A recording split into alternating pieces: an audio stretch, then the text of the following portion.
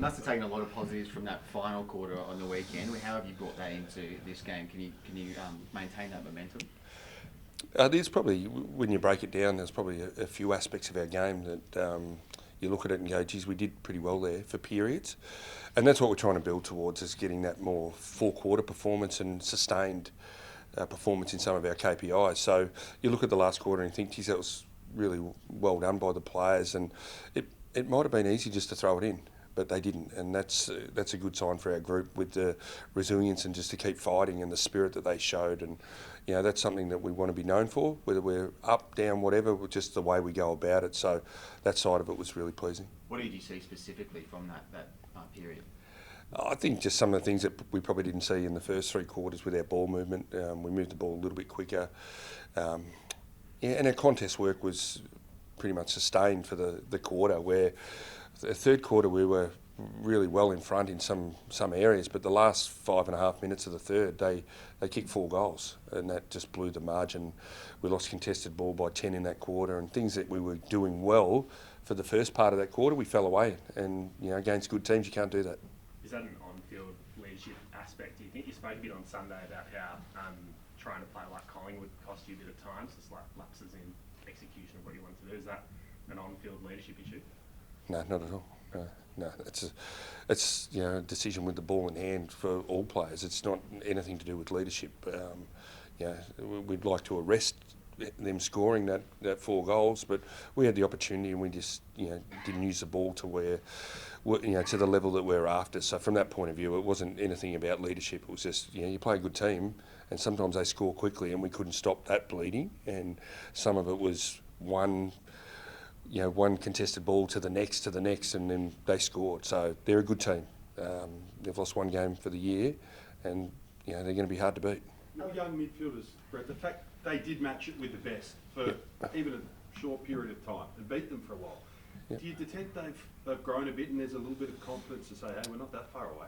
Yeah, I think there's no doubt there's some self-belief growing with individuals. You look at Will Phillips' game, and Huey Greenwood's been around for a while, but just to get a few games in a row, and I think he's number 3 in the competition for the last 2 weeks for pressure for any player. So his ability to control the contest and do what he does well. Wardlaw just getting the taste of it, and Bailey Scott through the midfield playing on the wings, stepped up another level. So I think there's some self-belief individually, and then that transfers to collectively. So the midfield group are starting to rise as a group. Goldie's had a pretty solid year. He's getting older and still playing good footy, which is great. Are we any chance to see Taryn this weekend? He'd be very close. That discussion will happen in the next hour or so, but he'll be very close to playing. What's he done to put himself in the mix? Oh, well, he's had a body of work for about 3 or 4 weeks, playing VFL, and it was pretty hard conditions last week in the VFL game. It was quite wet and hard to hold your feet, but his second half was pretty good, so really got going. So that's challenged, I suppose, the match committee group to work out where does he fit in, is he ready to go, is he right to perform at AFL level. So that'll be the conversation. But our VFL team as a whole is having a very good year. The program, whether from trying to develop players, whether you're at AFL level or VFL level, is really good. We're playing good footy, winning a lot of games at VFL level, and Tom Lynch, Gavin Brown, Brent Harvey are doing a terrific job there. Will Phillips was one of those players that went back a few weeks ago and really blossomed from just going back, getting some confidence, and then now it's starting to transfer at AFL level, which is great. There'd obviously be a lot of attention on him if he is named. Do you think he's ready for that kind of attention in the media and people talking about him? Do you consider that before naming him in the side? Probably not really. You talk to Taryn, and we talk to everybody. So that discussion, it's going to happen at some point. He's going to come into the AFL team. So whether it's this week, next week, or the week after, he'll have to deal with that, and we'll work with him and look after him and make sure he's focusing on the game itself and the performance. Have you noticed a change in him since he's come back to the club, in his attitude? Yeah, he's been doing his extras, and which a lot of players have done a lot of extra work, and that's been the real pleasing part. Is like from a group, he's been a part of that, but they're doing the extras with touch, coming on their day off, having goal kicking practice. So as a group and as a team, we're trying to get better every day, regardless if that's your your day off or not your day off, blokes are coming in trying to improve, and hopefully soon that'll transfer into wins for us on the weekend. So we're not far from it, but we just got to keep chipping away. Brett, Sonia indicated that Alistair is still taking some time away from the club. Are you expecting yourself to remain in this position for some time? I'm not sure how it'll play out. I haven't spoke to Elle, so we'll just let it take its course. We just need Elle to look after himself and make sure he's in a good spot, and when he's ready to come back, he'll come back and take over the reins. But you'd rather him take a little bit more time to get himself right instead of rushing back, so I think that's what he's doing. So I'm not sure it's just 1 more week for me or 8 more weeks. I've got no idea. Is that a challenge for you? Not really. It's I think with the playing group, when you come in and you see them do the extras and all that, it's quite easy because they're doing the work. So from a club point of view, you can just see the players trying to improve, and that makes any coach's life easy. And we've got really good assistant coaches with Lee Adams and John Blakey and Jordan Russell doing a great job too, and Big Monkey's come in a little bit more now. Damien, he's put himself out there just to help out as well. So we've got really good people around to help us out, and to see the players doing what they're doing to improve, I think it makes any coach's job easier. When do you meet Robert Hanson Jr., and is he someone who you see in the senior mix over the next couple of weeks? Robert wanted to come over straight away, so he'll get here tomorrow. He won't play this week. I think we need to just run our eyes over his body and get him in with the group and meet everybody and that. But it'll just depend, how well he goes straight away. Like, at VFL level, he might come in and go bang and kick 3 and have 8 tackles, and we go, his name's been brought up. So it's exciting.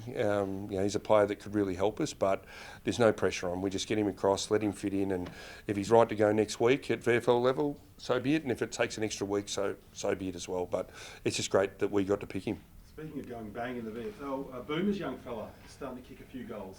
He did. A bit closer? He got 5 a couple of weeks ago, and he got 4 about 2 weeks before that. So he sort of had a game where he's hitting the scoreboard and not so much, but he's really improving in his game, and he's starting to get some consistency, which is great. And his name will be brought up. He's not quite ready just yet, but his name's sort of mentioned a few times. Davies Uniac, any chance of playing this week? Or No, he won't be. He's actually improved enormously, and I dare say he'll play next week. It was a calf or hamstring? No, hamstring. Yeah, that's right. Yeah, just he'll be right to go next week, I reckon. What about Cunnington, Brett? Where does he sit at the moment, role-wise?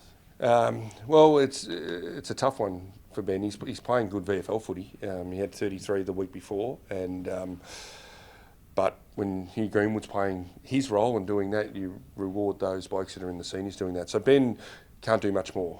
But when players are in front of him at the moment, or given the opportunity, playing well. So, he'll have to just keep knocking the door down and just putting his name up there. But he's close. His name's talked about every week. It's just whether the balance, and Huey's doing a great job. And as I said, he's third in the competition for pressure. I think last week he had 10 clearances. Huey, Collingwood gave him a vote in the coaches' votes, so he had a good game. Yep. So is it only one of that type of midfielder that you can sort of hit? I think with Will Phillips playing well as well, that sort of does start to restrict it a little bit more as well. So, yeah. Where does that leave him, though? Obviously, he's getting on. He's one of the veterans of the side. Where does that leave him and his future? No, we'll sit down with Ben and have a chat. He's been a fantastic player for the footy club and still will be. But just right here at the moment, there's a couple in front of him.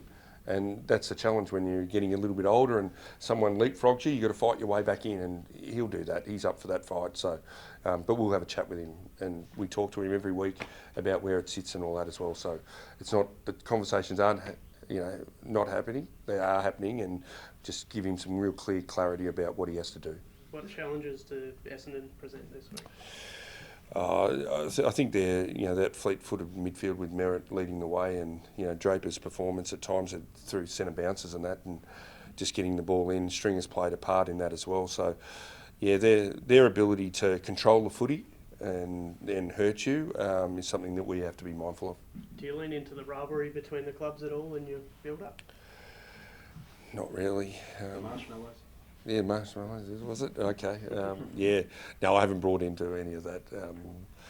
I think there's great rivalries in the competition, throughout the competition, and we should keep them alive because, there's more teams coming in, but these older rivalries are, the passion and the teams and I think clubs look forward to the match-up, so I think they're very healthy. And the Bombers might bring in Peter Wright this week. Does that present a challenge in terms of how you set up and plan? If he catches it, it'll be a challenge for anyone, but yeah, that's up to them. But I don't know we have to change a heap, but yeah, it'll challenge us in some aspects. But he'll have to come in and influence the game, so that'll be interesting as well.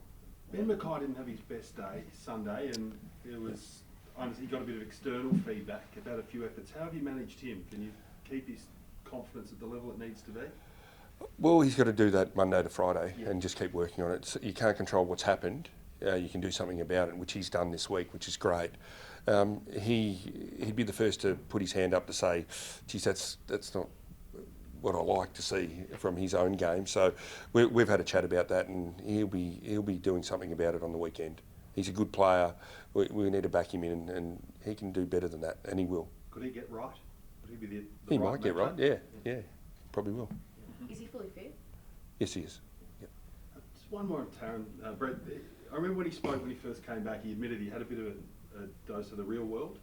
Do you detect that maybe he's cherishing AFL life and his opportunity a bit more since he's come back? I think he did a bit of time in a cleaning business, so he had a look at what's outside of here. Yeah, I think that's for anybody. We're very fortunate to be in the AFL industry, and I think for players or anyone to go back, and probably COVID did that too for some people, that they had to go and get jobs outside of the footy industry. So I think it allows you to sort of, you think the grass is greener on the other side, but it's not. And I think for anyone, Taryn, anybody, to have a look at, we're pretty privileged to be a part of this game.